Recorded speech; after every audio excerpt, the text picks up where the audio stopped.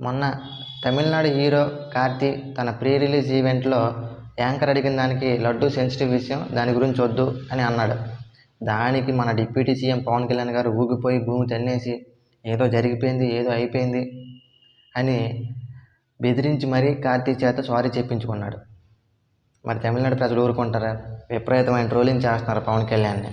కనిపిస్తే గుడ్డలోడు తీసుకొట్టేలా ఉన్నారు వాళ్ళు. ఇంకా డిఎంకే అఫీషియల్ అకౌంట్ నుంచి కూడా పవన్ కళ్యాణ్ డైరెక్ట్గా ట్రోల్ చేయడం స్టార్ట్ చేశారు. మరి ఈయన గతంలో బీఫ్ తినమని చెప్పాడు. అలాగే ఈయన భార్య క్రిస్టియన్, ఈయన కూడా రష్యాలో బాప్టిజం తీసుకున్నానని చెప్పాడు. అయితే సూపర్ స్టార్ రజనీకాంత్ గారు హీరో కార్తీ అన్నట్లుగానే as it is laddu sensitive విషయం నో కామెంట్స్ అని నవ్వుకుంటా అన్నాడు.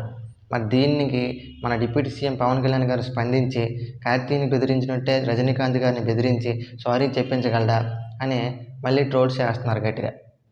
వాస్తవంగా ఆ రోజు కార్తీని చిన్న హీరో కాబట్టి బెదిరించి మరీ సారీ చెప్పించుకున్నాడు డిప్యూటీ సీఎం పవన్ కళ్యాణ్.